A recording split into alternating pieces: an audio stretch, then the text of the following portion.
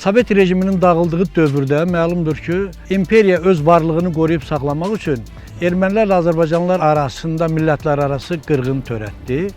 Təbii ki, imperiyanın məqsədi öz varlığını qoruyub saxlamaq olduğu halda ermənilərin isə məqsədi bizim torpaqlarımızı ələ keçirərək Ermənistan torpağına qatıb ərazisini genişləndirməkdən ibarət idi.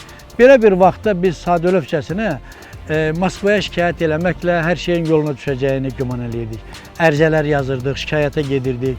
O dövrdə mən Bakı Dövlət Universitetində aspirant olduğum dövrdə bizim universitetin müəllimləri də 12 və 16 səhifəli arayış yazmışlar və aparıb Moskvada müvafiq idarələrə çatdırdıq. Amma sonra anladıq ki, bu işi eləyən elə onlar özləridir. Və qayıdıb gəldikdən sonra hər hansı bir şikayətin xeyrinin olmadığını görüb könüllü ordu yaradıldı. Bizim qohum əqrəba da könüllü ordunun içərisində idim. Mən faktiki olaraq demək olar ki, dərsdən getmirdim və həmişə döyüşən ordumuzun yanındaydım. O dövrdə döyüşən ordumuza mərzili ziyalıları da yaxından köməklik göstərdi. Məsələn, bunların içərisində mən Rafael Əzovun o gənc yaşlarından Ağdaş rayonunda 26 yaşından rəis işləyirdi. Demək olar ki, günü buradakı döyüşçülərin yanındaydı və onu Sovet əskərlərindən alınan silah, sursat və s. ilə təchiz edirdi. Ən böyük kömək eləyən şəxslərdən biri həmin dövrdə Yusif Səmədov idi. O, SSR Neft Mühəndisləri Təkmilləşmə İnstitutunun Bakı filialının direktoru idi və ilk dəfə bəlkə könüllü ordunun içərisində gecə gördüyü cihazlarını döyüşən orduya köməkliyə gətirirdi. Amma ən əsası, mərzili gəncləri özü könüllü orduya yazılmışdılar. Bu könüllü ordunun xeyli hissəsi Mərzili Orta Məktəbinin müəllimləri təşkil edirdi. Həmin dövrdə onlar kəndin ayrı-ayrı hissələrin postlara bölmüşdülər. Hər gecə kimlər hansı saatdan hansı saata qədər post olacağını müəyyənləşdirmişlər. Yəni, insanlar bütün gücü ilə bu işğala müqavimət göstərməyə çalışırdı. Amma bunlar o qədər primitiv üsullarla olurdu.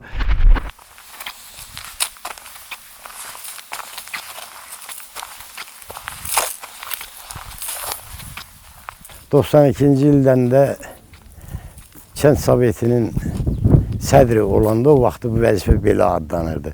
Mənə Paveska gəlib voyenkomatdan getmişəm əskərliyə. Orada da rəhmətli Şirin Mirzəyev voyenkomatı əvəz eləyirdi, fövqəladə vəziyyət edir deyə. O təəccüblə mənə baxdı ki, Paveska sana səhv gedib.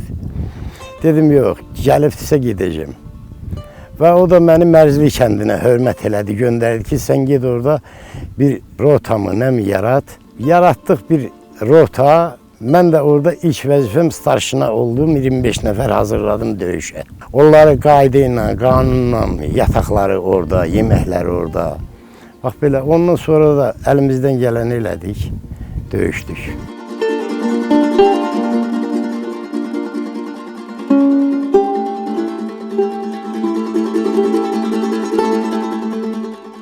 Birinci səfər kəndə girdilər, öz xoşuna çıxmadılar. Bizim ordu hissələri müəyyən tədbirlər gördülər, onlar da kəndi tərk elədilər.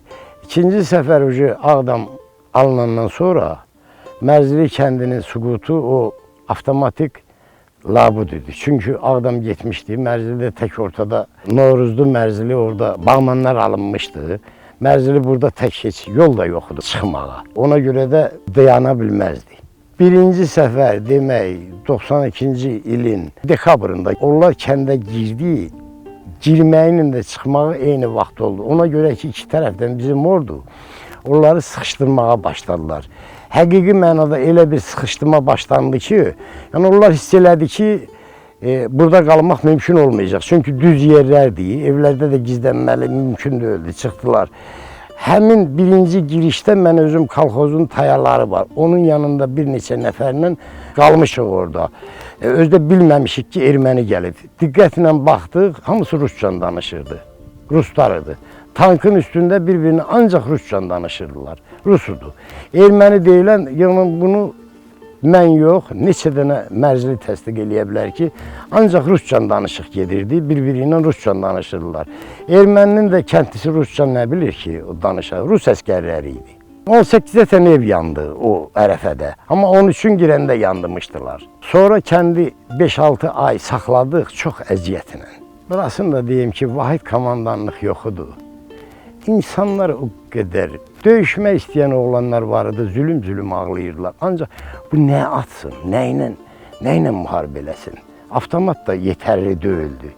Biz o vaxtı öz gücümüz sayəsində gedib köməklik nəticəsində o vaxtı bizə avtomat vermişlər. 30 dənə avtomatla, ədəd avtomatla kənd qorumaq mümkün deyildi.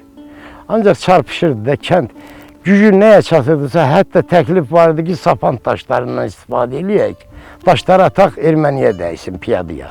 Erməni ikinci səfər Məzili kəndinə girəndə itki verdi, tank qoydu, getdi, maşın, neçə nəfər ölüləri qaldı. O vaxtı prezidentin qvardiyası gəldi Xudu müəllimin evinin yanında. Orada bir gecəni səhərə qədər cavan kursantlar, hardasa 600 metr yerdən çox səngər qazdılar. Səhər erməni təbii ki, girəndə itki də verdi. Ancaq sonradan o kursantlar çıxarıldı. O kursantlar da cavan uşaqları idi, ikinci kurs tələbələri idi. Heç qalmağı da məsləhət deyildi. Çıxandan sonra da birləşmə yox idi, rasiya yox idi, bir-biri ilə əlaqə saxlama yox idi. Həmən may ayının demək, ermənilər bizə girməmiş təxminən bir 10 gün qabaq, bizim 2 nəfər çobanı ermənilər, bax bu ərazidə, bizə yaxın ərazidə, Kökətmə deyilən yer var. Orada kəşfiyyatı gəldi, Şakir adlı bir nəfəri öldürdülər. Bir nəfər də qaçır, 2 nəfər çoban odun qırmağa getmişdi. Qaçır və gəldilər, rasiya ilə xəbər verdilər. Mən bir də burada komandir batalyon vardı, Füzuli. Mənim şoferimlə onlar bizi arxadan güllə ilə müdafiə elədilər. Nəysə biz getdik, 4 nəfər ermənini gözümüzlə gördük ki, o adamı sürüyə aparmaq istəyirlər. Biz də avtomat sadla silahlanmışdıq, attıq elədik, yaralananlar oldu. Kökətmə deyilən əraziyə hətta texnika gətirmişdilər qaçmaq üçün, maşından qaçdılar. Meyidi qoymadıq aparalar. Gətirdik, dəfn elədik. Belə, yəni qüvvəmiz, sadəcə olaraq Ruslara qarşı qüvvəmiz çatmırdı, düzün bilmək istəyirsinizsə. Sonra bunun ermənilərin BMP-2-si var idi. Hələ mən danışıram, onda nə erməni girməmişdi bizim kəndə, nə birinci, nə ikinci də ondan qabağı. BMP-2 Şühralı deyilən bir dağ var, oradan mütəmadi kəndə dinçlik vermirdi. Maraqlı burasında idi ki, biz dəfələrlə müraciət eləyirdik komandanlığa ki, bizim kənddə Butuş deyilən bir sekretli maşın var idi. Butuş adlanırdı. İcazə verin, BMP-ni vurduraq da bu imkan vermir. Çünki bizim tankların manevri ona köhnə tanklardı, BMP-2 ilə ayaqlaşan, vura bilmirdilər. Çıxırdı, kəndi bombardıman edirdi, qoşunu yaralayırdı, eləyirdi, bir də düşürdü Şöhralı deyilən dağda aşağı tuta bilmirdik. Sonra bir gün canımız boğazımıza yığılmışdı, lor dildə desək. O komandir adı Millət idi. Tərtərli balası idi. Bakı Dövlət Universitetinin mexanika riyaziyyatını qutarmışdı. Mən getdim onun yanına. Təbii ki, vəzifəm var idi, amma o mənə tabi deyildi. Mən 836-cı batalyonda naçalnik ştab köməkçisi idim. O da adi bir komandir idi. Getdim orada onu yarı xoş qaldırdım. Bax, bu ərazidə yaxın evdən onu vurdurtduq. O vaxtı vremiya göstərdi. BMP-2 yandı. Belə çətinliklərimiz çox olub.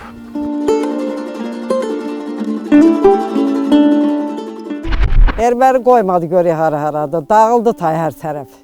Evləri odladılar. Ondan sonra elə gənə fermamız vardı buradan biraz əyəndə. Qaçdıq getdik orada, içində də nəyimiz varsa yandı. Bizim evin fermamızdan tüstüsün qızlar gördü. Dedilər ki, özdə 5 tonudur nəydi, kuxnuya taxıl alıb tökmüşdük. Nə də vardı evin içindəydi. Qızlar çıxırdılar, yalvardı oraya. Deyirdilər ki, qaq o de, bax o qəlbi tüstü bizim evimizin tüstüsüdür. Od vurdular, yandırdılar hamısını.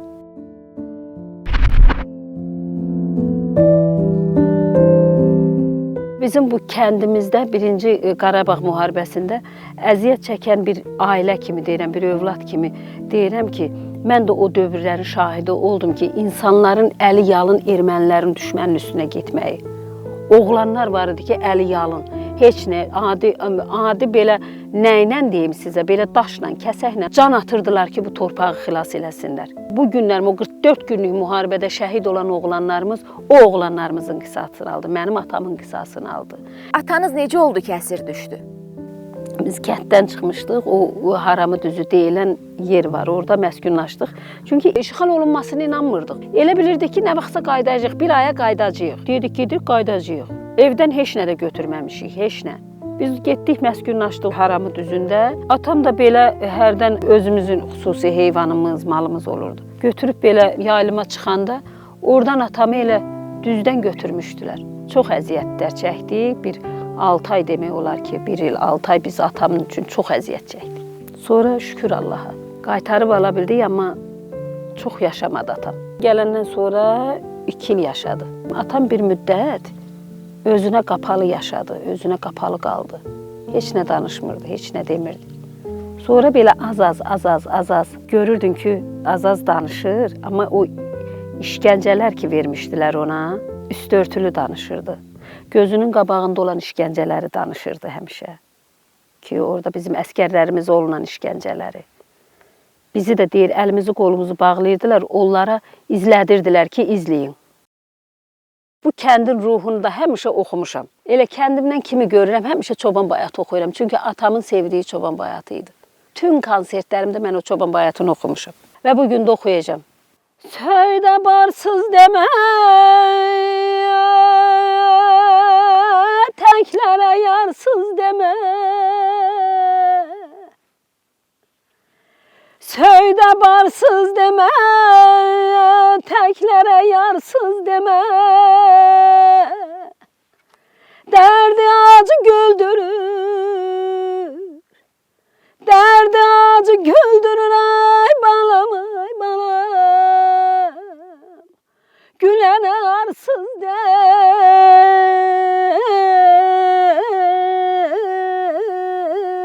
ey aman.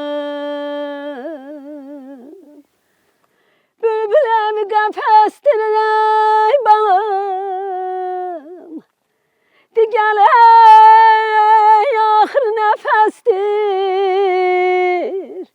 bir gözüm sizə qurban, bir gözüm mənə bəsdir,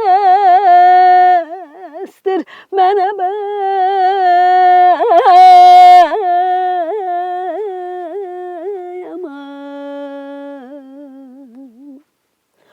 Tərk olmuşam vətənimdən, elimdən, bülbül kimi ayrılmışam gülümdən. Şah İsmail ikimizin dilindən, peyman edək olsun bir il qar dedi.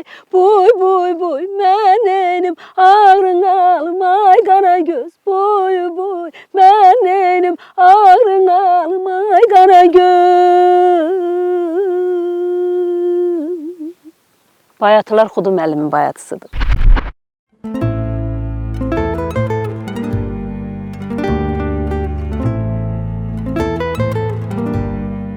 Həmin dövrdə komitə yaradılmışdı General Safanovun rəhbərliyi altında və bu Safanov da açıq-aşkar ermənilərə kömək edirdi. Hətta sizə deyim ki, general olmasına baxmayaraq Qarakəndlə Mərzili arasında Ağdam Xocavənd o körpünün altına mina qoyarkən Mərzili uşaqları onu tutmuşdular və o dövrdə bütün Moskvada Azərbaycan Komünist Partiyasının rəhbərliyi, xüsusi komitənin rəhbərliyi və s. hamısı işə qarışmışlar ki, onu cəzalandırmasınlar, General Safanovu azad eləsinlər. Yəni onlar gecələr ermənilərə kömək edirdi, gündüz də Azərbaycanlılara kömək edirdi ki, qızışsınlar və bu adamlar qırsınlar və beləliklə də bir qədər sonra tədricən Azərbaycanlıların əvvəl ermənilərlə qarşı yaşadığı kəndlər Azərbaycanlılardan təmizləndi, öldürüldü və müxtəlif yollarla onlar azad olundu. O dövrdə Ağdam və Mərzili də belə bir odun içərisində idi.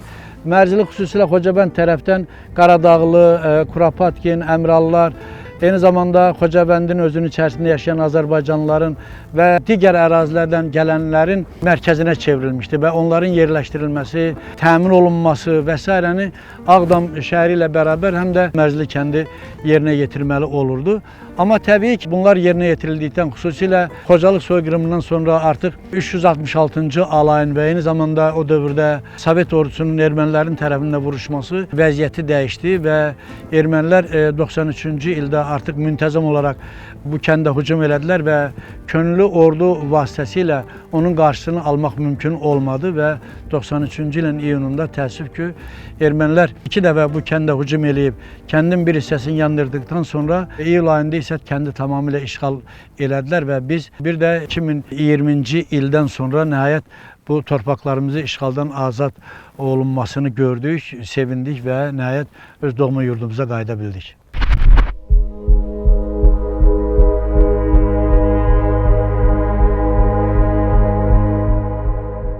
...1990-cı ildən kətdə, bu Qarakənd kəndi ilə bizim kənd çox yaxındır, təmasdadır. Oradan mütəmadi ermənilər bizim kəndə atırdı, Alazanla, Kristalla, nə bilim, arada bir Sovet ordusunun postu vardı, onların BMP'si ilə gəlib kəndi odlayırdılar, yandırırdılar və biz ona qarşı kənd cəmaatı özünün müdafiə batalyonu yaratmışdı. Həmin burada post kurmuşduq. Həmin illərdə də mən 10-cu sinif oxuyurdum. 10-cu sinif qutarandan sonra rəhmətlik Milli Qəhrəman Şirin Mirzəyevin 836 nömrəli hərbi hissəsinə getdim könüllü. Hələ vaxtım tamam deyildi. Çağırış yaşım çatmamışdır. Bizim kətdə icra nümayəndəsində bir Mahmud var idi. Çağırış vərəqəsi paylayırdı. Xahiş elədim ki, mənə paviska yaz. Mən özümə paviska yazdırıb 73'lərlə qoşuldum orduya və getdik Ağdamın Çullu kəndində rəhmətli Şirin Mirzəyevin ilk orada bizi 2 aylıq təlim keçəndən sonra gəldik 1-ci Şəhidlər Xiyabanında and içdik və mən oradan getdim Qiyaslı batalyonuna. 1 ildən çox orada oldum. 1992-ci ilin avqustun 23-ü Canyataq Gülataq döyüşlərində iştirak edib Memani kəndinin girişində Taxta Körpü deyilən yer var. Orada yaralandım. Bakıda 2 aylıq müalicədən sonra sağalıb yenidən qayıtdım Mərziliyə bura. Burada başladım döyüşməyə. Bizim bu durduğumuz yerin sağ tərəfində kəndin girişidir bura, Mərzilin girişidir. Burada bizim çox şəhidlərimiz olub. 2 nəfəri posta yandırıblar. Ondan sonra 2 nəfərimiz miniyə düşüb. Sonra bizim üst tərəfdə durduğumuz Şuralı dağında bir çox şəhidlər vermişik. 1993-cü ilin may ayın 11-i kəndin ən axırından Ergi qəsəbəsi deyilən yerdən ermənilər girmişdilər kəşfiyyatı. Bizim 2 nəfər kəndçi çobanı yaralanmışlar. Birini atıb öldürmüşlər, birini yaralanmışlar. Onu səhərsi günü. Yenidən həmən yerdən ermənilər hücum elədi bizim kəndə. Sizə onu da xatırladım ki, ermənilər bu kəndə girməmişdən 10 gün qabaq bizim batalyonu buradan köçürdü. 5 kilometr geriyə Novruzlu kəndinin məktəbinə yerləşdirdilər. Yanında da kənd cəmaatı da ayağa qalxdı. Orada dedilər ki, olmaz, kəndi boşaldırırsa deməli bunu erməniyə verirsiniz. Rəhbərlik o vaxtda bizim brigada komandirimiz 708-in Talib Mamedov idi, polkovnik. O çox ısrarla batalyonu çəkdi Novruzlu kəndinin məktəbinə. 93-cü ilin may ayın 12-si. Ermənilər hücum elədi, kəndi aldılar. Biz döyüşə çəkildik geri. Kəndin girişində orada post qoyuldu və mən kənd cəmaatından çıxanlardan babamla kiçik qardaşım İslam vardı. Onu axtardım, tapamadım. Kimlə soruşdum? Dedilər, onlar kətdə qaldı. Mən belə qərara gəldim ki, yəni mən hərbiçi əlimdə silah geridəyəmsə, mənim valideynlərim kətdəsə qayıtmalıyam. Bir çox adama dedim, məndən qayıtmadı. Elxan var, bizim görkəmli xanəndə Şahmalı Kürdoğlu'nun tələbəsi. Onun cəmaat arasında Nəsimi kimi tanıyırlar.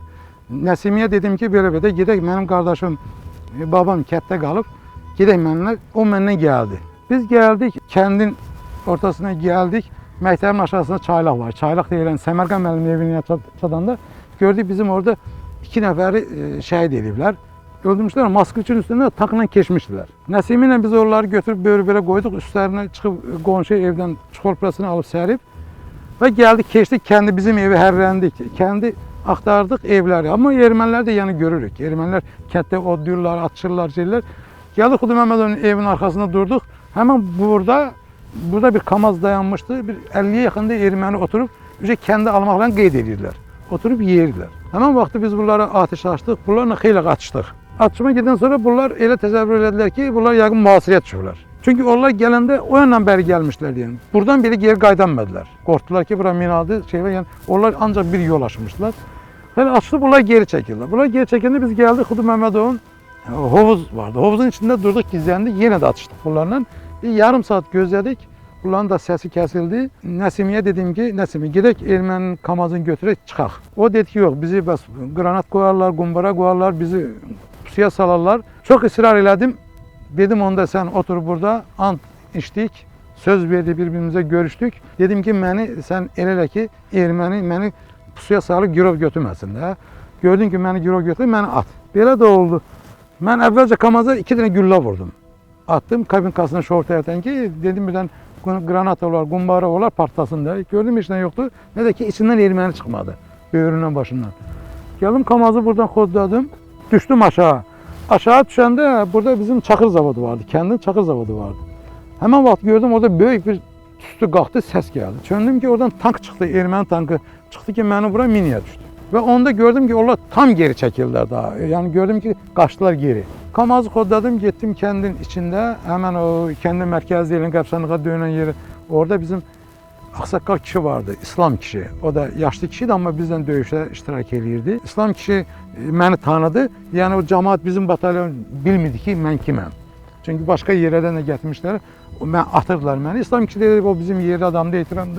Yani atma. Yani Ermeni nömrəsi.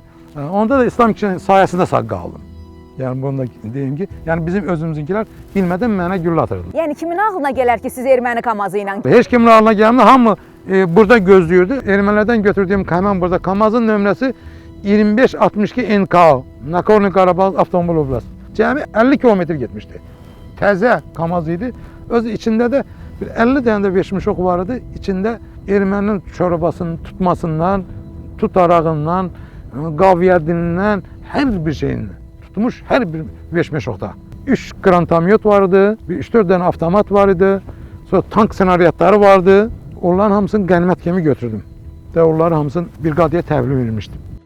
Mən burada Kamazı götürüb, biz burada Atçan Baxtada həmən indi erməni terroristi Multimerkalyan Halo deyirlər də. O bizim kəndin başında döyüşmüşdü, onu orada öldürmüşdülər. 12 mayda həmən günü. Yəni mən bura gələndə burada atışma olub. Mən bu Kamazı buradan götürəndə orada da bizim digər batalyon uşaqları olub. Yəni bizim batalyon olmuyor. Başqa batalyon uşaqları olub. O Mərzili kəndin çıxacağında yolun gedəndə sağındadır. Ermənilər də onun öldüyü yerdə abidə qoymuşlar. Son vaxtlar bizimkilər buldozera verib qatıblar.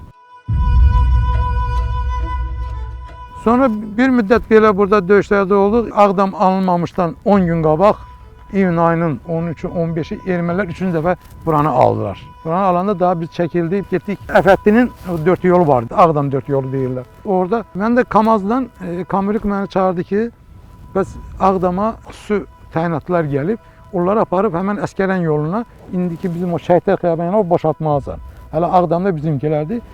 2 dəfə bunları apardım, düşürtdüm, əllərlə yığdım, apardım, düşürtdüm, qayıtdım, gəldim. Həmən Əfəddi Zapravkasının yanında otdum. Bu momentdə bizim komand batalyon vardı Füzuli, komissar ləqəbli. O mənə dedi ki, Mərzili batalyonun rotasını yığ, apar Ağdama. Mərzili rotasını yığdıq. Mən bura, həmən bu yoldan gəldim, bəlkə də 1 saat olmazdı, 40 dəqiqə olardı, 45 dəqiqə olardı. Mən oradan gəldim, gələndə Nəsimi yenə mənə orada rastlaşdı. Dedim, mən də götür, dedim, yox, gözlə məni gəlirəm. Həm də maşında yeri yoxdur. Ağdam alınan günü, 22 iyul 1993-cü il. Gəldim, o Ağdamın girəcəyində Sarıcalıda Şirinovun Cüzə Zavod deyilən bir yeri var. Onun yanında bir təxmini məndən bir 20 metr qabaqda gördüm tank, 15-20 nəfər də hərbiçi yolu bağladılar, mənə qalıb güllə atdılar. Mən də dedim, bunlar bizimkilər daxı. Əlimi çıxartdım, bir şey dedim, gördüm, yox, tank puşkası mən tərəfə tuşladı. Göz qırpımında mən maşını qaçırtdım. Qaçırda ilə tankın gülləsi məndən yan keçdi. Tezdən onlar plamyotla başladılar məni şoförü vurmağa. Maşını sürdüm ermənilərin üstünə. Ermənilər də zənn etdilər, qaçdılar. Onlar geri çəkilən kimi mən maşını çəkdim yolun qırağına. Burada yolun qırağında Cüzə Zavodunun setkası vardı. İndi sonradan Beyləqanda şəhid oldu Qədir. Qədir o setkanı qaldırdı, uşaqlar keçdilər. Biz oraya çatanda Qədiri vurdular. Qədiri vurdular, Qədir 8 nəfər biz qaldıq bəri tərəfdə. Həmən belə Cüzə Zavodunda kanalizasiyası var belə. Biz qaldıq orada, erməni tankları gəlib çıxdı bizim üstümüzə. Biz qaldıq tankın altında. Bir nəfərdə də avtomat var, Qubat adlı. Qərim Əlimin qardaşı Qubatda. Buna xahiş elədik ki, bizi öldü, sonra özün dedi, yox. Sizi atsam erməni də yox çökəcək. Bu momentdə bizə Noruzu kəndindən Cabir adlı oğlan vardı. Bizdə starşını idi. Cabir bunun əlindən aldı avtomatı, erməni tankın üstəki komandirin vurdu. Vuranda plamyot çıxdı. Onu vuran kimi tank çəkildi geri. Geri çəkiləndə biz oradan çıxdıq. 2 nəfər yaralı, Qədir, bir də Sərdar adlı oğlan vardı. O da qolundan yaralı. Teşəkkə qolunu dağıtmışdı. Telyanşkamı soyunub Qədiri sarıdım. Corabını da çıxardıb Sərdarın qolunu sarıdım. Bu ikisini girib düz da həmən oradan Qaradağlıya qədər gəlib çata-çatda yolun sağında mal ferması var Əfəddinin. Ora çatardan bir də oradan ermənilər bizə hücum elədi. Ağdamı Aypara şəklində pusuya almışdılar. Bir dənə Qərvət tərəfi, Bərdə tərəfi açıq idi.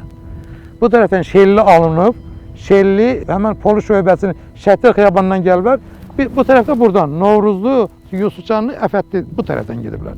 Yəni Ağdamı Aypara formasında giriblər, Ağdam bir dənə çıxacağı qalıb. ora tam belə mühasirəyə alındı, halqa vəziyyətinə almalısıydı. Onda o ikisini də çıxartdım, gətirdim, təhvil verdik hospitala. Sizin o maşında nə qədər adam var idi? Təxmini o maşında 30 nəfərdən çox adam vardı. Onu Ağdama köməyə aparmalıydım. Həmən 41-45 abidə vardı bizim Ağdam çıxacağı. Ora köməyə aparmalıydım. Əvvəl 2 il sonra Bakıdan gələn kursantları, desantları aparıb boşaltmışdım. Orada 30'a yaxın adam idi. Orada 2 nəfər şəhid oldu bizdən. Hikmətlə Fazil. Hikməti elə həmən yerdən Ağdamandan sonra qəbri orada tapıldı. Hələ Fazildən bir xəbər yoxdur. 2 nəfər də yaralandı, onları çıxartdım. 91-ci ilin əvvəllərində, yəni kətdə bizdə o vaxtı ov silahlarını gəldə yığdılar. Məktəbdə bir Otçevin avtomat vardı, onu da yığdılar. Gəlib aldılar. Kənd əliyanın oldu və 91-ci ildə müharibə hazır erməni hazırlaşmış, tam silahlanmış Sovet ordusunun 366 batalyonun tam silahına silahlanmış Erməniyə qarşı biz 73'ler ve biz 74'leri birbaşa elə ki partağın arkasından götürüp ruşka qələmi qoyub ora birbaşa silah götürüp Səngərə getdik. Yəni məktəbin, müəllimin qarşısından odun alovun içine düşdük. Birdən-birə. Ən çox şəhid verən Respublika üzrə 73-74 təvəllüdlərdir. Bizim də sinifdən də, məndən qabaq oxuyan 73'lərdən də çox uşaqlar şəhid oldular. Həmən bizim 73'lər gəlib olan xatirəsinə burada bir güşə yaratdılar. Sonra kətdə şərait yaratdılar. 73'lər də özləri də kətdə özünüz görmüsünüz orada.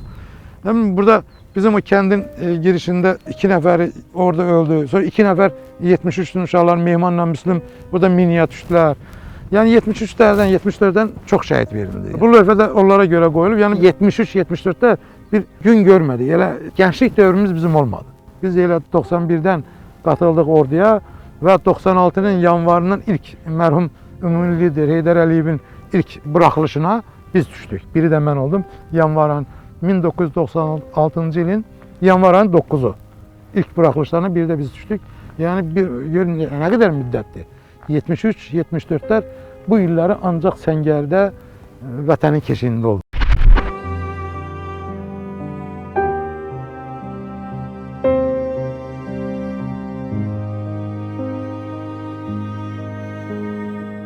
Çox qoçaq adamlardan biri İmran dayının uşaqları idi. Bu insanın 5 övladından 3'ü bu torpaqların azad edilməsində və erməni işğalçılarına qarşı mübarizədə şəhid olmuşdu. Amma o biri oğlunu Zahidi geri çəkə bilərdi, Yeznəsin geri çəkə bilərdi. Amma bunu eləməmişdi. Deyirdi ki, oğul nədən ötürüdür? Oğul düşmən çəpəridir. Düşməndən qorumaq üçündür. Əksinə Zahidə də ürəkdirək verirdi ki, qardaşlarının da və döyüşçülərinin də həm qisasını almalı, həm də torpaqlarımızın azad olmasında iştirak eləməlidir. Biz kendimizi korumalıydık da. Kendin eli silah tutan adamları hamısı səfərbər olmuştu. Bu işlerde benim kardeşim Tahir Əliyev daha çok fəal idi, daha çok aktiv idi. İlk könüllü dəstəni bu kətdə o topladı. Hələ ov tüfəngi ilə kəndi müdafiəsinə çıxarkən Tahir bu işlerde baş rolda oldu. Səfərbər elədi kəndin, cəmaatın, insanları. Kəndin müdafiəsinə qalxdıq. Sonradan AMON yarandı, daha sonra Milli Ordu yarandı və biz də Milli Ordu sıralarına daxil olduq. Biz bir evdən, bir ailədən 4 qardaş ordu sıralarına daxil olduq, könüllü olaraq. Və onların qısa müddətdə 92-ci ilin may ayından sentyabrına qədər 3'ü şəhid oldu. Biri şəhid oldu mayın 8-i 92-ci ildə Abdal Gülaflı kəndində, Zakir. Tahir həmişə deyirdi ki, Mərzilini və ətraf kətələri qorumaq üçün Abdal Gülaflını qorumalıyıq. Ona görə də Tahir gecə-gündüz, baxmayaraq ki, Mərzildə yaşayırdı, gecə-gündüz o kətdə olurdu. O kəndə də ermənilər tez-tez hücum eləyirdi. Sentyabrın 4'ü yenə Abdal Gülaflı kəndinə ermənilər hücum eləyəndə bölüyü mühasirəyə düşdü, ermənilər kəndi tutandan sonra. O girdi orada, bölüyün şəxsiyyətini oradan çıxartdı mühasirədən, özü yaralı qaldı, itkin düşdü. Bugün de yeri bilinmir. 3. kardeşim de Tahir itkin düşəndən bir gün sonra burada Mərzili kəndinə ermənilər hücum eləyəndə burada Səngərdə şəhid oldu. Və mən bu zaman özümü çətinliklə də olsa toparlayıb və ancaq qisas almağı fikirləşdim. Məni taborun rəhbərləri çox çalışdılar ki, ya arxa cəbhəyə keçirsinlər, ya ordudan tərxis eləsinlər ki, üç kardeşin şəhid olub, sən də şəhid olmamalısan, heç olmasa sən yaşamalısan. Amma mən ən çətinini seçdim, kəşfiyyatı seçdim. Çünki fikirləşdim ki, əgər qisas almaq istəyirəmsə, düşmən içərisinə getmək lazımdır. Mən səngərdə oturmaqla ola bilsin ki, mən istədiklərimə nail olmadım. Yığdım, seçdim bu rayonda ən cəsur, ən igid, ölümünə qol çəkmiş, belə deyək, oğulları ki, onlar mənlə ən çətin işlərə getməyə hazır oldular və hər dəfəsində də mən gördüm ki, mən yanılmıram, seçdiyim adamlar gerçəkdən bu Azərbaycanın ən cəsur adamlarıdır. Və biz beləcə başladıq düşmən arxasında kəşfiyyat əməliyyatları aparmağa, məlumatlar toplamağa. O məlumatları gətirirdik, hərbçiyə çatdırırdıq və əsir tutmaq üçün arxada bir neçə fəaliyyətlərimiz oldu. Mərzili mənim üçün çox doğmadır. Eləcə də bütün mərzililər üçün. Mən hətta atəşkəsdən sonra dəfələrlə bura qrupla kəşfiyyata gəlmişəm. Burada neçə nəfərim yaralanıb, burada mənim əsgərlərimdən şəhid olanlar var, sağlamlığını itirənlər var. Burada mənim əməliyyatlarım dəfələrlə olub. Bu əməliyyatların biri ən yadda qalanı, bugün hazırda dayandığımız yer, dahi alimimiz, dahi insanımız, rəhmətli Xudu müəllimin evidir bu dayandığımız yer. Bu mənim üçün daha çox əzizdir. Niyə? Ona görə ki, mən ən çətin əməliyyatlarımın birində onun Xudu müəllimin evində sığınacaq tapmışam. Burada düşmənin əlindən hesab elədim ki, xilas ola bilərik və Allahın köməkliyi ilə düşməndən də xilas ola bildik. 1993-cü il dekabrın ya 21-i ya 22-si işğaldan təxminən 6 ay sonra bizə məlumat daxil oldu ki, bizim işğal olunmuş kəndlərdə əsirlər işlədirlər. Bu söküntü işlərində. O məlumata əsasən mən 4 nəfərlə gəldim bura. Ən cəsur adamlarımı seçdim.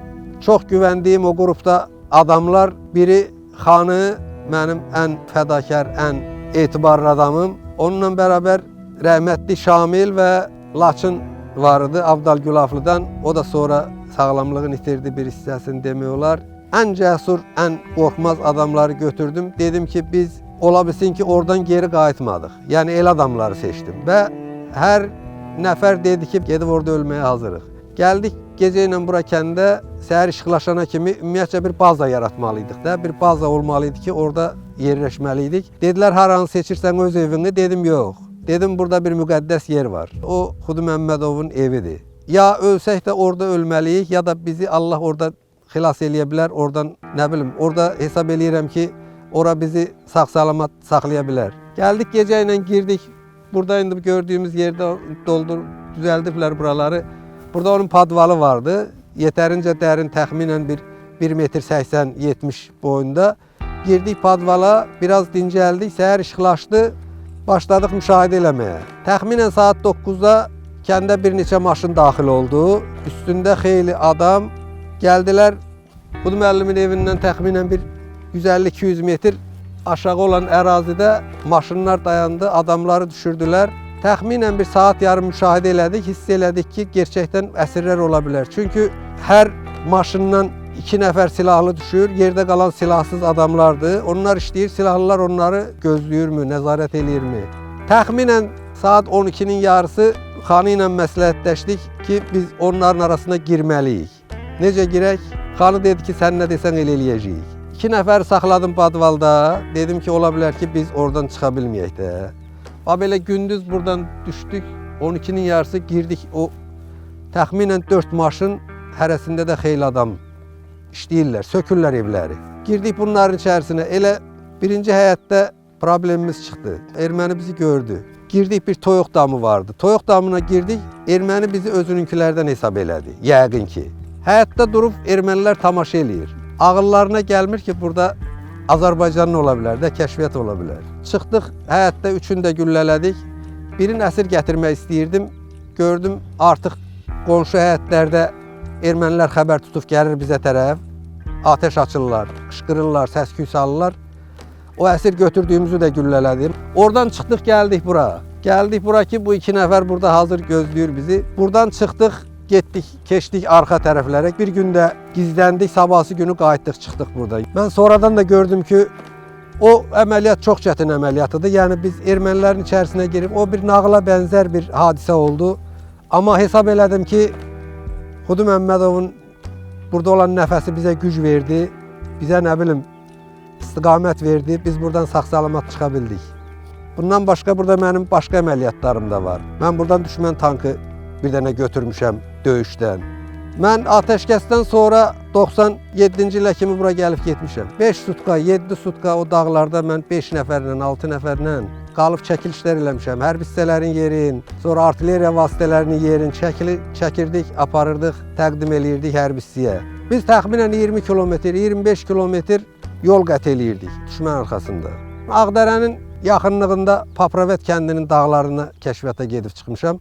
Ora bir sutkaya gedib çıxmaq olmurdu. Orada gərək gecə gəldin, səhər işıqlaşanda hardasa baza yaradıb gizlənməlisən, gözləməlisən, bir də növbəti axşamı təkrar yol davam eləməlisən gecəni. Yəni gündüz biraz çətin idi, ələ keçə bilərdin. Sonradan mənim xidmət yerimi dəyişdilər. Mən getdim başqa hərbi hissəyə, Tovuza getdim. Kəndi 2 dəfə girib ermənilər yandırıblar, 2 dəfə. Dayana bilmədilər, biz müqavimət göstərdik, çəkildilər geri. Bu bir dəfə 1992-ci ilin dekabrın səhv eləmirəmsə 5-i ya 6-sı oldu. Kəndin bir hissəsini yandırdılar. Həmin vaxtı mənim də evimi yandırdılar. Həmin vaxtı da yenə biz burada döyüşdük, müqavimət göstərdik. Həmin döyüşdən əskərlərimdən yaralandı. Həmin döyüşdə. Sonra müqavimət oldu, bizim kömək gəldi, ermənilər çəkildi geri. Və sonradan 1993-cü il iyunun 12-sində səhv eləmirəmsə, təkrar bir də kəndə girdilər. Mən o vaxt dəfələrlə görürdüm, hücuma gələn ermənilərin içərisində ruslar çoxudur. Dəfələrlə onun şahidi olmuşam. Məsələn, BMP-lərin üstündə ruslar, rus əskərləri, tankların üstündə rus əskərləri. Yəqin ki, erməni onlardan dəstək alırdı ki, əslində erməni kimidir ki, erməninin kimliyin 2020-ci ildə 44 günlük müharibədə Azərbaycan xalqı göstərdi. Mən 2-ci müharibənin də könüllü iştirakçısı oldum. Həmin müharibədə də 50 nəfər könüllü adam yığdım. Könüllü rayonun müdafiəsində iştirak elədik, rayonun. Orada 2 nəfərim şəhid oldu, yaxşı döyüşçülərim. Bir neçə nəfərim yaralandı.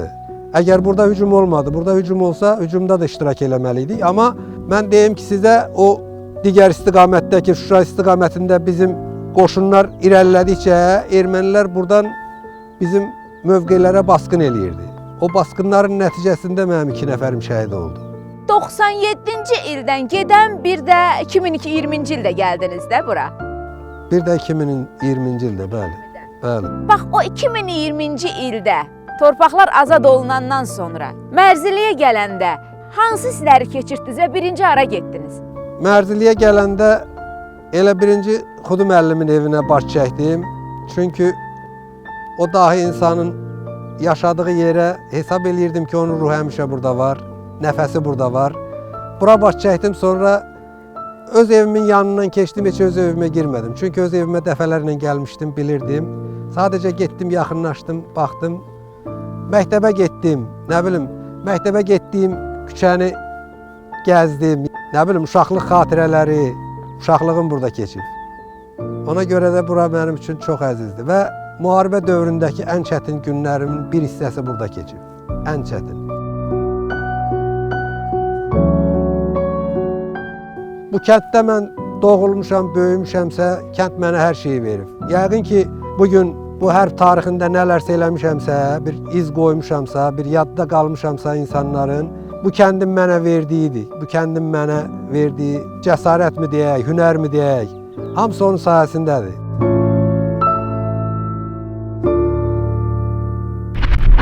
Bu kəndin övladları ümumən 1-ci və 2-ci Qarabağ müharibəsində 60-a yaxın şəhid olubdur. Daha dəqiq desək 16-sı mülkü, 42-si isə döyüşən ordudan.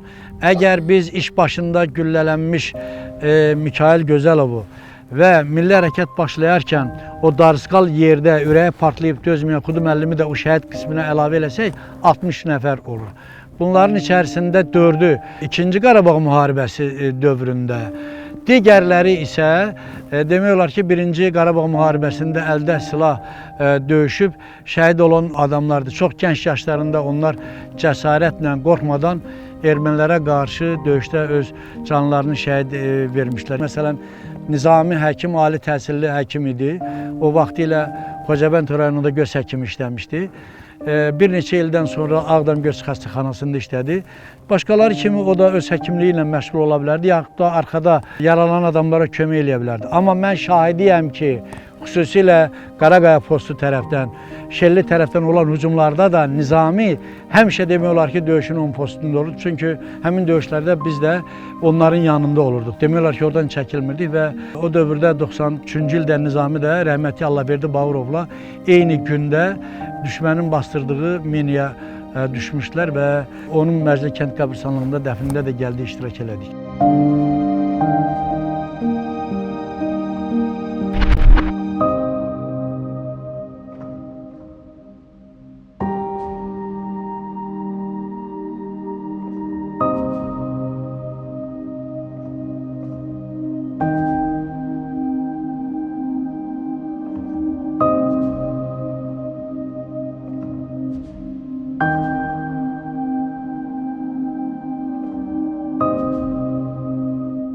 ...91-ci il idi. Özü həkim idi. Özünün də həkim maşını vardı. Özü könüllü getdi müharibədən. Müharibədə çalışdı, vuruşdu. 92-ci ildə iyunun 11-də şəhid oldu. Allahverdi Bağırovla bir yerdə. Şəhid oldular. Getdilər döyüşə, cəbhəyə. Cəbhəyə gedəndə Allahverdi Bağırova mina qoyublar. Elə bilirlər ki, Allahverdi Bağırov gedir. O getməyib. Qabaqcan mənim qardaşım gedib, həkim gedib, Nizami həkim gedib. Gedib bu düşünməyiniyə, ondan heç 15 dəqiqəsi çəkməmiş, arxaya qoyublar, Allahverdi Bağırov düşüb. Özdəki tabi elə bil qardaşıdılar da, Allahverdi Bağırovla. O da çox cəsarətli, çox belə oğlandı. O qərtənə bala gəlib onların qabağına, qardaşımla gəlib onların qabağına çörək qoymuşam. Oturublar, yeyiblər, biz də oturublar o saat vaxtlarında. O qərtənə vətənpərvər o da oğludur. Belə bax, belə oldu. Mənim o qardaşımla Allahverdi Bağırovun, bax elə, arası heç yarım saat çəkmədi. Eyni vaxtda, eyni saatda da dəfn oldular. Bu mənim qardaşımı Şəhidlər Xiyabanında yer vermişdilər. Daim qoymadı, daim Sovetsə deyirdi, qoymadı. Dedi, el yolunda gedib elimizdə də basırılmalıdır. Özü həkim idi. Deyirdim, ay qardaş getmə, deyirdi, yox, geriyə yol yoxdur, gedəcəm. Heylə bir qardaşıdır. Çox vətənpərvər, bütün onu el tanırdı, bütün Ağdam tanırdı, hər yer onu tanırdı, o cürə həkim idi. Göz həkimi idi, belə tanınmış həkim idi də. Axırda da deyək, müharibədə getdi ilə şəhid oldu. Ondan sonra da getdilər, burada da dəfn elədilər. Sonra da kənd alındı. Qardaşım çox belə fərasətli oğludur, belə hərdən soruşursunuz, soruşun Nizami həkim, dillə deyilən bir həkim idi. O qərtənə vətənpərvəridir ki, o qərtənə belə hamıya can yandıran, ondan sonra nə bilim də el üçün, ondan sonra bütün hər bir şey üçün də canından keçir, axırda da canından keçdi.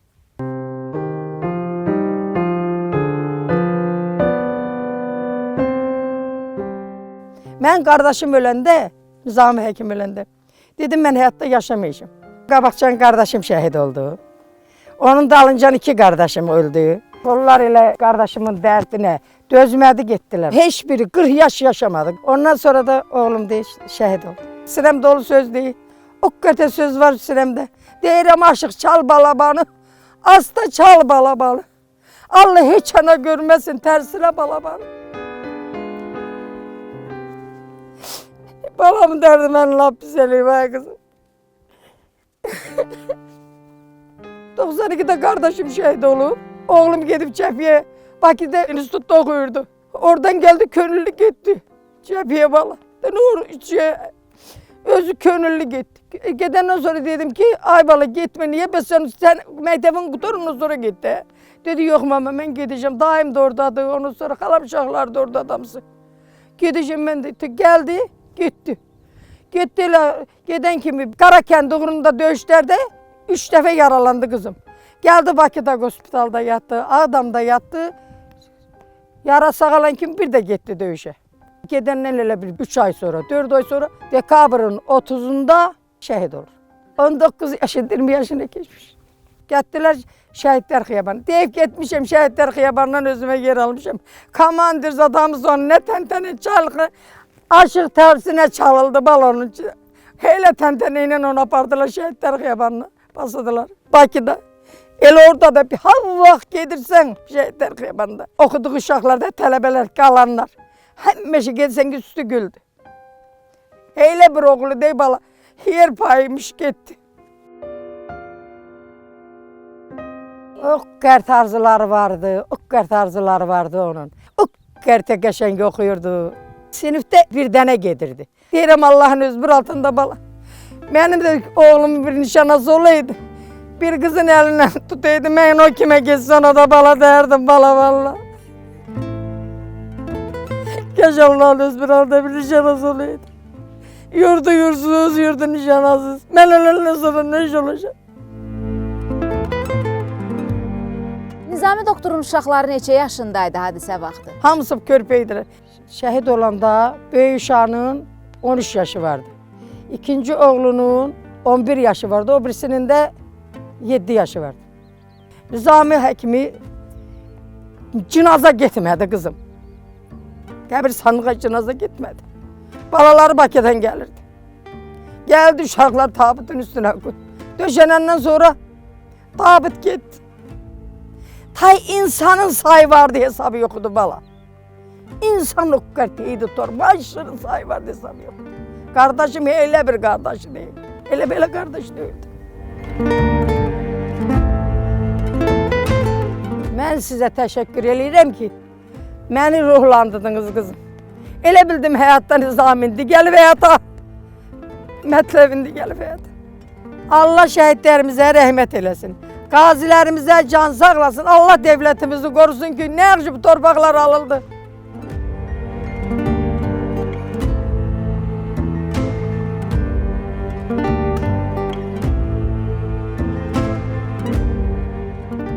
Bu döyüşkənlik, torpağa bağlılıq cəmaatın canında idi. Bunun lap son dövrlərdə bizim nəslin və bizdən sonrakilərin daha yaxşı tanıdığı adamlardan biri Mikail Gözəlovudur. Son dərəcə cəsarətli, qorxmaz bir şəxs idi. Dəfələrlə Şuşa rayon icra hakimiyyətinin başçısı olarkən ona xəbərdarlıq edilmişdi ki, Xankəndindən atılan güllələrə cavab verilməsin. Amma o heç vaxt buna razı olmamışdı ki, nə qədər ermənilər oradan bizə, Şuşa tərəfinə güllə və ya top atsalar, biz onun 2 mislini atacağıq deyirdi və onu dəfələrlə xəbərdar eləsələr də amma dediyindən dönməmişdi. O son dərəcə qoçaq, cəsarətli adam idi. Özü və ailəsi orada qaldığına görə Şuşa şəhərində adamların bir hissəsi tam əmindirlər ki, Şuşaya heç nə olmayacaq. Əgər bir şey olsa, yəqin ki, Gözəlov deyirdilər, özdə buna adını demirdilər. Gözəlov yəqin ki, öz ailəsinin uşağını çoxdan Ağdama, Mərziliyə və yaxud da Ağcabədiyə göndərərdi. Amma Mikail bunu eləməmişdi. Hadisələrin belə gərgin alması bizim də Şuşa rayonunda əhalisi üçün gərginlik törədir. Mən sizə bir neçə kəlmə məlumat vermək istəyirəm ki, bəzi şayələr var, söhbətlər var.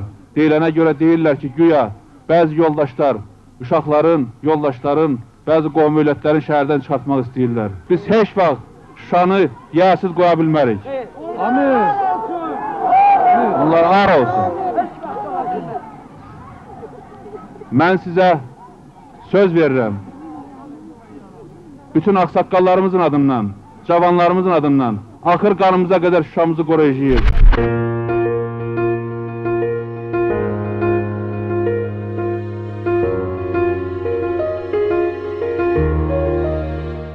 Mikail 1969-cu ildə Azərbaycan Politexnik İnstitutunu qurtardı, Şuşa şəhərinə təyinatla göndərildi. 88-ci ildə bu hadisələr başlayanda Şuşa rayonu Xalq Deputatları Sovetinin İcraiyyə Komitəsinin sədr vəzifəsinə seçildi.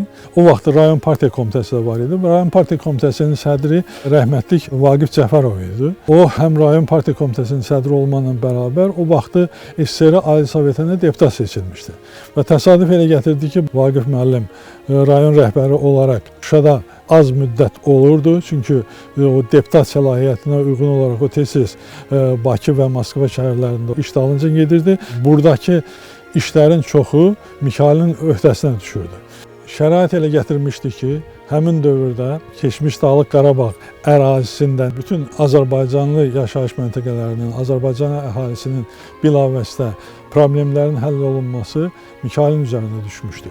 Onun bu fəaliyyəti onu o vaxtki Dağlıq Qarabağın Azərbaycanlı icmasının liderinə çevirmişdi. Və nəticə etibarilə Mikayıl burada işlədiyi dövrdə və bilavasitə erməniləri yaxşı tanıdığına görə onların məkirli siyasətini görürdü və onlara qarşı mübarizəyə başladı. Mikayıl bu hadisələr başlayan zaman qarşısından bir məqsəd qoymuşdu. Azərbaycanlı yaşayış məntəqələrində yaşayan Azərbaycanlıların heç birinin burnu belə qanamamalıdır. Onlara gözün üstə qaşın var deyən olmamalıdır.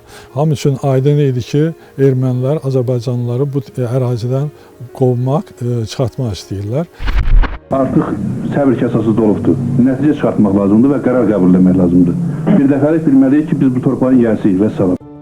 Belə bir vəziyyətdə onlar çalışırdılar ki, Mikayıla qarşı hər hansı bir formada mane olsunlar, onu aradan götürməyə çalışırdılar. Başına pul qoymuşlar. Erməni komandirlərindən birinin həmin ərazidə Laçın Şuşa Xankəndi yolundakı posta bir nəfər komandirə saxlanılmışdı və onun üzərindən məktub çıxmışdı. Həmin məktubda göstərilirdi ki, Mikayıl Gözəlovu aradan götürmək üçün bizim bütün imkanlarımız var. Onlar bu qənaətə gəlmişdilər ki, nə qədər Gözəlov oradadır, Şuşa təslim olmayacaq. Burada hadisələrin inkişafı o səviyyəyə gəlib çatdı ki, artıq tez-tez insanlar uğranırdı, qabaqların kəsirdilər, maşınlar daşlanırdı. Azərbaycanlıların əlindən ov tüfəngləri alınmasına baxmayaraq bunlara iri toplu silahlardan atəş açırdılar. İnsanları qorxuzurdular ki, bu ərazidən çıxsınlar. Və belə bir hal olan vaxtı Mikayıl da öz imkanları daxilində, öz dostları ilə, ətraflı tanışları ilə hər yerdən Şuşaya kömək gəlirdi və onun nüfuzu sayəsində Azərbaycanın müxtəlif yerlərindən, Gəncədən, Lənkərandan, Qubadan və digər rayonlardan kömək göndərilirdilər. Tək ərzaq baxımından yox, həm də silah, sursat baxımından ki, köməklik edirdilər ki, Şuşanın qorunması üçün. Onun dostları bunların hamısını təşkil edirdi. O vaxtı hökumət təşkilat komitəsi yaratdı və təşkilat komitəsinə Azərbaycan Komünist Partiyasının ikinci katibi olan Palyaniçkonu təyin elədilər. Palyaniçko çıxışlarında o tez-tez bu sözü ifadəni işlədirdi ki, Şuşa kimdədirsə, Qarabağ onundur. Və təbii ki, hamı bilirdi ki, Qarabağı ələ keçirmək üçün ancaq Şuşa təslim olmalıdır. Bunun üçün də çalışırdılar ki, Mikayılı ortadan götürsünlər. Ermənilər onun aradan götürülməsi üçün məkirli bir plan qurmuşdular. Hansı ki, bu hadisədə erməni komandiri tərəfindən öz qərargahlarına məktub göndərmişdilər ki, Gözəlov 2 nəfərlə Şuşa-Laçın yolunda sərbəst hərəkət edir, biz onu aradan götürə bilərik. Və təbii ki, Mikayılın Şuşanı canından çox istədiyini nəzərə alsaq, hamı bilirdi ki, Mikayıl bir qarış torpaq belə verəsi deyil. Bunun üçün də onun aradan götürülməsi əsas hədəflərdən biri idi. Sapı özümüzdən olan baltalar vasitəsilə bu işi həyata keçirə bildilər. Uzun müddət hazırlanmış bir plan idi. Həm daxili, həm də xarici xüsusi xidmət orqanlarının əlləri ilə bu iş görüldü. Sonrakı proseslərdə Azərbaycanın başına gələn hadisələr, xarici qüvvələrin erməniləri tərəfindən necə bir canfəşanlıq elədikləri hamımızın göz qabağındadır. Qətl necə baş vermişdi? O oturmuşdu kresloda, demişdilər ki, kimsə gəlir, o qəbul eləmişdi və onu dinləmişdi, çox sakit halda. Onun dediyi problemlərin qısa bir zamanda ortadan qalxacağını demişdi və bunlardan əvvəllər də heç bir şəxsi qərəzlik söhbəti də olmayıb. Hansı ki, bunların ailəsinə evdə vermişdi, maşın da vermişdi. Bu ailə ilə əvvəlcədən ədavət də yox idi ki, deyəm ki, belədir. Əvvəlcədən qurulmuş bir iş idi bu proses. Çünki bir gün ondan əvvəl o adamlar bir yerə toplaşıb, məsləhətləşib, silahı necə gətirəcəklər, hardan gətirəcəklər, necə veriləcək, bunlar hamısı planlaşdırılmışdı. Və heç də təsadüfi deyil ki, anası erməni olan bir kəsin silahı idi. Hansı ki, tabeli silahı idi, o silah döyüş vaxtı o adama verilmişdi.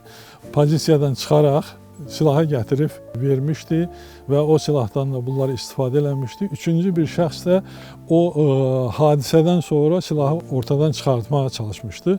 O da ortadan çıxanda polislər bunu yaxalamışdı. Orada da atəş açıb 2 nəfərə yaralamışdılar. Bu adam özü isə qaçıb gizlənmişdi və təbii ki, hara qaça bilərdi? O ancaq ermənilər tərəfə qaça bilərdi. Elə Şuşanın altında da üstündən bir neçə saat keçəndən sonra onu oradan tapıb aşkarlayıb çıxartmışdılar. O adam sonradan tutuldu, ömürlük verdilər və hamı bir nəfər kimi heyfsilənirdi. Heyfsilənirdi ki, Haip Mikayıl'dan. Belə bir bayatı da yaratmışdılar Şuşadakı. Əzizim Şuşa qala, yolları Şuşa qala. Gözəlov öldü, getdi, çətin ki Şuşa qala. Və təbii ki, el, cəmaat bilirdilər ki, Mikayıl Şuşanı necə qoruyurdu və təbii ki, Mikayılsız Şuşa qalmayacaq. Nəticə etibarı ilə də elə də oldu və heç də təsadüfi deyil ki, Mikayılın ölümündən heç 6 ay tamam olmamış Şuşa alındı. 20 noyabr vertolyot faciəsi zamanı orada olanların, insanların biri də Mikayıl olmalıydı. Şuşaya vertolyot getməli idi, Mikayıl gəlməli idi həmin Ağdamda keçirilən müşavirəyə. Şuşa dumanlı olduğuna görə vertolyot getmədi, Mikayıl həmin günü gələ bilmədi. Heç də təsadüfi deyil ki, bu qurğunun da bir hissəsi 20 gün çəkmədi, 20 gündən sonra 19-cu gündə Mikayılı qətlə yetirdilər. Və deməli, belə nəticə gəlmək olur ki, Mikayıl da gəlsəydi, o hadisə zamanı, o hazırlanmış senaryo uyğun olaraq 20 noyabrda vertolyot qəzasında Mikayıl da olmalıydı. Havanın dumanlı olmağı, onun Şuşadan Ağdama gələ bilməməyi bunu 20 gün ömrünü uzatdı. Mikayılın aradan götürülməyi ermənilərin əlin qolunu açdı. Hadisələr daha sürətlə inkişaf eləməyə başladı. Hansı ki, Mikayıl nə qədər həyatda var idi, nəinki Şuşada, eyni zamanda Qarabağ ərazisinin Azərbaycanlılar yaşayan kəndlərində bir qarış da torpaq alınmamışdı. Mikayılı ortadan götürəndən sonra 5 gün sonra Cəmilli kəndi getdi, 15 gün sonra Meşəli kəndi yandırıldı, orada da bir 25-26 nəfər qətlə yetirildi və bütün bu hadisələr ondan sonra daha çox inkişaf eləməyə, daha çox qətllər törədilməyə bunlar başladı. Faciələr bundan sonra başladı.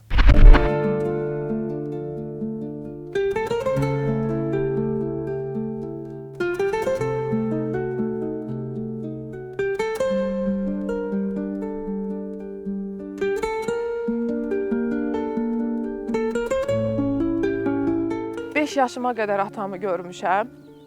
O 5 yaşımda sanki bir 17 il, 20 il onu görmüşəm. Çünki onunla yaşayıram, onun ruhuyla yaşayıram, onu çox duyuram. Həmişə onu çox sevmişəm, onunla fəxr etmişəm, onunla qürur duymuşam. Hər zaman onun adı çəkiləndə o məsuliyyəti dərk etmişəm. Bəzən düşünürəm ki, o bir mələk olub, gəlib, öz missiyasını həyata keçirib və gedib. Çünki o qədər gözəl söhbətlər edirlər ki, o qədər gözəl xatirələrdən danışırlar ki, və hərdən özümə sual verirəm ki, bir rəhbər şəxs olasan, bir şəhərin başçısı olasan və bu qədər yükü üzərinə götürəsən və istənilən anda, özünüz bilirsiniz, elə bir hallar baş verir ki, o hallarda insan emosiyasına bəzən hakim ola bilmir. Amma bu istənilən halda bu insan heç kimin xətrinə dəyməyib. Və mən ona görə ona bir mələk adı vermişəm. Özünüz bilirsiniz, elə Mikayıl da mələyimizin adıdır. Mərzili kəndində mənim xatırlayacağım bir fraqment var və o həyatıma həkk olundu, yaddaşıma həkk olundu. Belə deyək, göz yaddaşıma həkk olundu. Atamın dəfn günü, atamın nəşi gətirildi Mərzili kəndində babamın həyət evinə. Qardaşımın 4 yaşı var idi, mənim də 5 yaşım var idi. Xatırlayıram ki, bibim oğlu və xalam oğlunu bizim üzərimizdə nəzarətçi vermişdilər ki, biz həmin səhnəni görməyək. Daim mən atamı soruşurdum, onu da xatırlayıram. Çünki indi də dayım, əmim, bibilərim, xalalarım hər zaman danışırdı ki, sən çox ağlayırdın atan üçün və atanı istəyirdin. Amma ölümün də qəbullana bilmirdin. Yəni onu dilinə gətirə bilmirdin. Və hər zaman onlar mənə bildirirdi ki, atan iclasdadır, atan gələcək, başqa şəhərdədir, başqa ölkədədir. Hər dəfə məni aldadırdılar. Bax, bunu çox gözəl xatırlayıram. Hətta Müşfiq qardaşım soruşdu ki, bu nədir belə, hər kəs ağlayır. Dedim ki, bizi aldadıblar. Bizi aldadıblar, atam başqa şəhərdə, başqa ölkədə deyil. Və həmin günü xatırlayıram ki, mənim bibim oğlundan xalam oğlunun hönkürtü ilə ağlaması artıq o yaddaşıma həkk olundu. Hələ də onların mən simasını görəndə həmin günü xatırlayıram, həmin anı xatırlayıram və bibim orada çox çətin bir vəziyyətdə idi. Mənim böyük bibim, Allah rəhmət eləsin, o bu dünyada yoxdur. O bibimin üzünə çəkdiyi çapıq, yəni onun əli ilə üzünü yaralaması ömür boyu yaddaşımızda qaldı. Hər onun simasını gördükcə və bibimə baxdıqca atamı daha çox xatırlayırdım. Allah rəhmət eləsin, Allah bütün şəhidlərimizə rəhmət eləsin, qazilərimizə can sağlığı versin, Allah Ali Baş Komandamızı qorusun, əskər zabitlərimizi qorusun. Biz onların sayəsində, baxın, bu torpaqlarda biz qürurla, fəxrlə addımlayırıq və hər saniyəmizi, hər dəqiqəmizi onlara borcluyuq.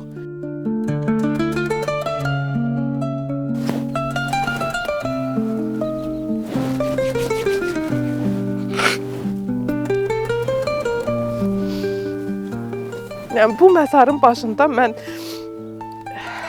bu yaxınlarda bir qohumlarımızla gəldik və dedim ki, çox xahiş edirəm, məni burada tək buraxın. Yəni, bu sanki 32 ildə deyil, ondan da çox bir ildir ki, onunla söhbət. Mən uşaq olanda da həmişə atamla söhbət etmişəm mən. Elə bilmişəm, o mənim yanımdadır, onun ruhu ilə danışmışam ömür boyu. Hətta mən işə daxil olarkən müsabiqələrdən keçirik, imtahanlardan keçirik. Hər imtahanda daxil olanda elə bilmişəm o yanımdadır və demişəm ki, ata, ruhun kömək olsun mənə, ruhun şad olsun. Mən sənin layiqincə yolunu davam etdirəcəm və bunun üçün çox çalışacağam, əzmlə çalışacağam. Tapılanda da bu məzar, mən öz iş otağımdaydım. Mənə bildirməmişdilər ki, məzarı axtarmağa gedirlər.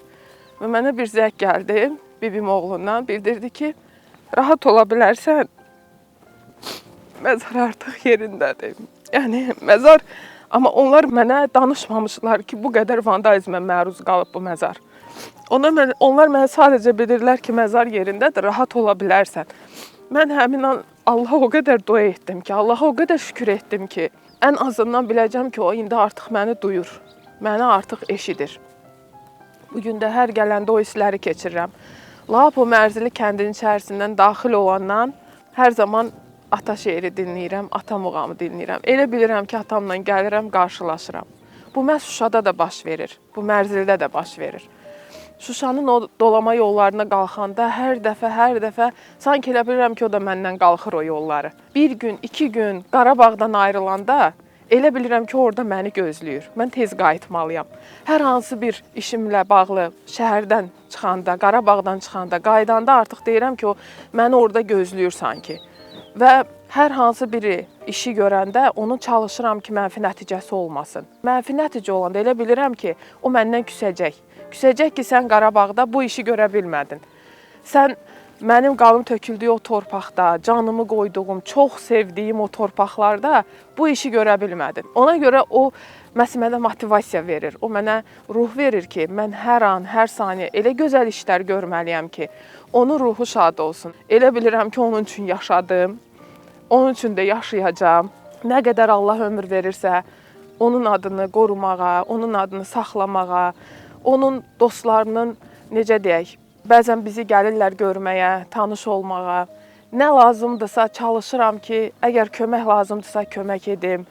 Nəsə bir iş lazımdırsa ona kömək edim ki, onlar sadəcə onu desinlər ki, nə yaxşı ki, Gözəlov belə övladlar böyüdüb. Yəni, həyatda hansısa bir işi görəndə ilk öncə onun adını düşünmüşəm. Bu başqa bir sevgidir, bu başqa bir duyğudur. Mikayıl Gözəlovun qızı olmaq, onun övladı olmaq çox böyük bir məsuliyyətdir. O məsuliyyəti dərk edirəm ki, onun qızısansa güclü olmalısan, onun qızısansa vətənpərvər olmalısan, onun qızısansa atanın yolunu davam etdirməlisən. Nə bacarırsansa, əlbəttə mən hərdən bildirirəm ki, mən onun kimi ola bilmərəm, qardaşım onun kimi ola bilməz. O tamam başqa bir insan idi. Bugün də Allah canlarını sağ eləsin. Atamın dostları, atamla çalışan insanlar, onunla qonşu olan insanlar, hər biri yaxınlaşır, hər biri onunla bağlı xatirələrini danışır. Və mən sizi inandırım ki, mən atamı qismən tanıyırmışam. İşğaldan azad olunan sonra bu torpaqlarda görüşdüyüm insanlarla, tanış olduğum insanlarla atamı daha çox tanıdım. Və hər gün, hər saniyə o fəxr, qürur duyğusu hər saniyə artır. Allah bütün şəhidlərimizə rəhmət eləsin, Allah bu dünyadan keçən hər kəsə rəhmət eləsin, qalanlara can sağlığı versin. Bu torpaqlarda, bu yurtda öz evimizi abadlaşdıraq, öz dünyamızı abadlaşdıraq və bütün dünyaya sübut edək ki, artıq sübut etmişik. Amma bir daha sübut edək ki, biz bu torpaqların sahibiyik. Atamın, yəqin ki, o fraqmentini izləmisiniz. Atamın bir kabinetdə bir sözü var. Hər zaman mən onu dinləyirəm. Demək olar ki, hər həftə mən onu dinləyirəm. Onun bir sözü var. Biz bilməliyik ki, bu torpaqlar bizimdir. Biz buranın sahibiyik. İndi bugün ruhu şaddır. Bugün ruhu şaddır ki, o torpaqlarda indi balaları, övladları, həmvətənləri, öz yerliləri, nəvələri addımlayır. İnanırıq ki, məhz biz də, biz övladları da onun yolunu layiqincə davam etdirəcəyik və bunun üçün çox çalışırıq. Çox şükürlər bugünkü günə ki, 44 günün müharibə zamanı bütün Azərbaycan torpaqları şanlı ordumuz tərəfindən torpaqlarımız geri qaytarıldı. Bugün əziz qardaş, rahat yata bilərsən. Bugün Mərzili də, Şuşa da, bütün Qarabağ hamısı bizimdir. Qarabağ Azərbaycanındır. Rahat yat. 44 günlük müharibə başlayanda mən Ağdam voyankomatına gedib ilk adımı yazdıran mən olmuşam ki, mən gedim. Mən o döyüşün uğurlu olmağına niyə inanmışam? Mən orada Elxan adlı voyankom vardı, məni çağırdı ki, onda mənim biraz yaşım 64-60, nisbətən cavan idim. Dedi ki, valla səni biz göndərə bilmirik. Orada şey eləmədə, mən danışıq eləyirdim ki, bu nə tər şey, niyə qoymursunuz gedək? Dedi ki, valla səni göndərə bilmirik. Sən git çaycad işdə, biraz əsəbin sakitləşsin, sonra danışarıq. Görüm icazə ala biləcəmmi sana? Belə elədi ki, mən gedim, orada çayxana var, oturum. Nəysə, gəldim, belə dilxor oturdum. Biraz düzün deyim ki, sizə qəhərləndim, ağlayanda bir cavan uşaq çağırışla gəlib, avtobuslara minib gedəcək. Gəldi mənim boynumu qucaqladı, dedi ki, baba biz ölmüşük, sən gedirsən. Dedim,